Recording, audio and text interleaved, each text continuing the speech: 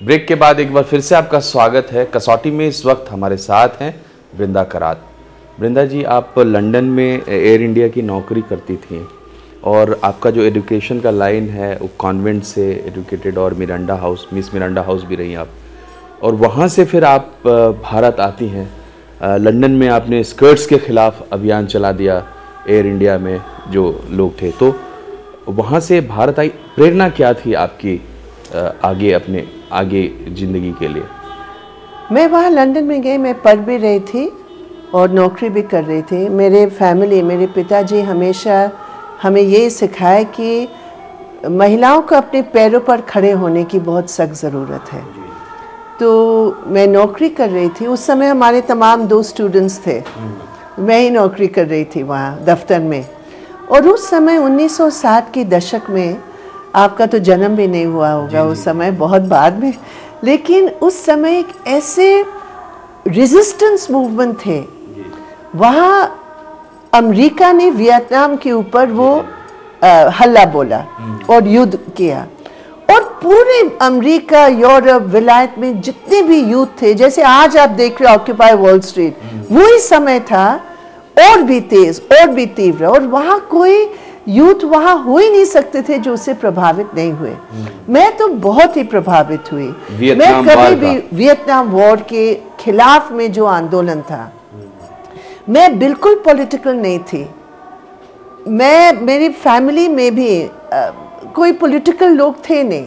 मैं प्रभावित हुई और फिर धीरे धीरे उस आंदोलन के बीच में से ही मैं मार्क्सवाद विचारधारा के आधार पर पढ़ने लगी और उससे मैं बेहद प्रभावित हुई। और उसके बाद मैंने तय किया मैं नौकरी छोड़कर वापस हिंदुस्तान आऊँगी। मुझे याद है मेरे पिताजी आए थे लंदन मुझे समझाने के लिए कि ऐसे बिल्कुल मत करो, तुम यहाँ ठीक हो, तुम्हारे करियर बहुत अच्छा चल रहा है, तुम ऐसे क्यों करना चाहते हो। उस समय मेरी उम्र 22 साल की थी। जी जी जी। मैंने तय किया, मैंने कहा मैं बिल्कुल मानूंगी नहीं। फिर मैंने अपने आप नौकरी छोड़ के मैं वापस कलकत्ते आए।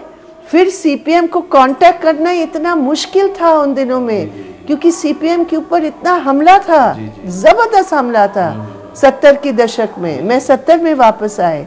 फिर मैं कहीं मेरे पुराने स्कूल टीचर थे, मुझे बांग्ला सिखाते थे, उनको मैंने कांटेक्ट किया, उनके थ्रू मैंने पार्टी को कांटेक्ट किया। 6 महीने लग गए। पार्टी जिस दौर में आपने ज्वाइन की, आपके जैसे जो नौजवान थे उस वक्त वो नक्सलबाड़ी से ज़्यादा प्रभावित होते थे और वो रास्ता पकड़ते थे, मगर आपने पार्टी का रास्ता पकड़ा, ऐसा क्यों? मैं कभी भी नक्सलवादी से प्रभावित नहीं हुई, कभी भी, क्योंकि मुझे लगा कि ये मतलब बिल्कुल बेबुनियादी समझ थी कि वायलेंस के ही आधार पर जनता रहे या ना रहे, लेकिन वायलेंस और आतंक के आधार पर आप इनकलाब कर सकते हैं।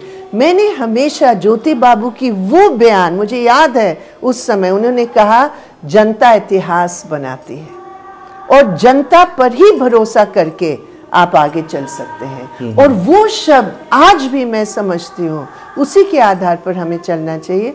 और ज्योति बाबू और कॉमरेड पी सुंदरैया, यही दोनों मेरे उस समय जब मैं आई पार्टी में, तो प्रेरणा वो मेरे जी। आपने 10 साल तक पार्टी का जो वुमेन्स विंग है उसको आपने लीड किया और एक वुमेन एक्टिविस्ट के रूप में भी लोग आपको जानते हैं। अब आप पार्टी में आ गई हैं, क्या इन तमाम चीज़ों पर आप किस तरह से, आपको लगता है कि आप दखल रहेंगी? क्योंकि ऐसा लगता है आपके बारे में जानने से कि ये एक ऐसा इशू है, शायद आपका कोर इशू है वुमेन से रिलेटेड। निश्चित रूप पर को तो है ही, को तो बिल्कुल है महिलाओं के मुद्दे, और लेकिन उसके साथ साथ पुरुष विरोधी में उस रूप में, मानसिकता के रूप में कि सब पुरुष के ही कारण ये हो रहा है, इससे मैं सहमत नहीं हूँ। एक सामाजिक आर्थिक ढांचा। लेकिन मैं आपको ये भी बताना चाहती हूँ, मैं 10 साल ट्रेड यूनियन में रही हूँ। मैं टेक्सटाइल मजदूरों की यूनियन को भी मैं सेक्रेटरी के रूप में मैं रही हूँ दिल्ली में। तो मैं स्टूडेंट मूवमेंट में रही हूँ, मैं ट्रेड यूनियन मूवमेंट के साथ जुड़ी हूँ, महिलाओं के बीच में मैं रही हूँ, अब मैं आदिवासियों के संगठन के साथ जुड़ी हूँ। इसलिए मैस वर्क, जनता के बीच काम, हमेशा मेरे पार्टी के काम के साथ साथ ये एक बहुत इम्पोर्टेंट पहलू रही है। और मैं समझती हूँ अगर ये पहलू नहीं रहता तो आज मैं जिंदा भी नहीं रह सकती थी। जी, रिसेंटली अन्ना के साथ आपकी एक तस्वीर छपी तो बड़ा हंगामा हुआ।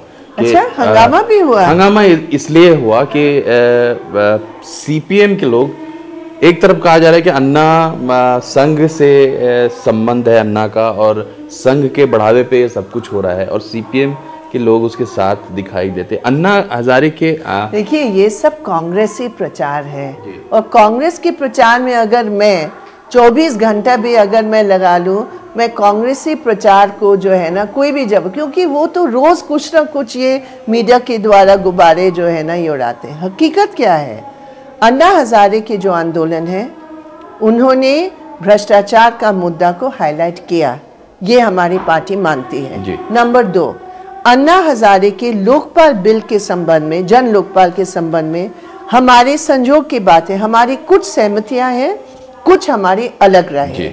तीसरी बात, कोई मंच हो जिसपे एक इश्यू आधारित सब पार्टियों को निमंत्रण दिया है, हमारे पार्टी ने फैसला किया कि हम जरूर उसमें जाकर अपनी पार्टी की राय, जहां हमारी सहमति है वहां, जहां हमारी असहमति है वो भी हम बिल्कुल स्पष्ट उसी मंच पर बोलेंगे।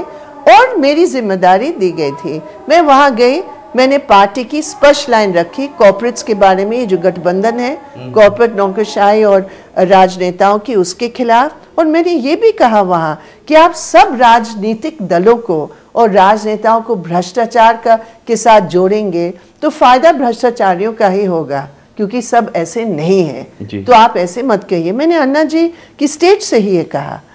तो पार्टी की एक समझ थी, वो समझ को दिखाया। आपसे आखिरी सवाल, झारखंड में सीपीएम का क्या भविष्य नजर आता है आपको? अभी हमारा स्टेट सम्मेलन हुआ है, हमने देखा बहुत नौजवान हमारे साथ जुड़े हैं। हमारे अभी जो मुख्य मुद्दे हैं झारखंड में, ये जो विस्थापितों के मुद्दे हैं, ज़मीन का मुद्दा है, ये मिनरल रिच स्टेट है। इस मिनरल रिच स्टेट में आदिवासियों का लूट का रास्ता बन रहा है, हम उसके विरोध में हैं। रोजगार के कोई अवसर नहीं है, रेगा का जो है पूरा भ्रष्टाचार में पैसा लूटा जा रहा है। ये कुछ ऐसे मुद्दे हैं जो हम लोग लेकर अभी आने वाले दिनों में काम करेंगे। और मुझे लगता है, मुझे उम्मीद है कि झारखंड में संघर्षों के आधार पर हमारी पार्टी आगे बढ़ेगी। वृंदा जी, आपका बहुत बहुत धन्यवाद, आपने मौर्य को इतना वक्त दिया। ये थे वृंदा करात। अगले हफ्ते हम एक और खास शख्सियत के साथ हाजिर होंगे, तब तक के लिए हमें आज्ञा दीजिए। नमस्कार।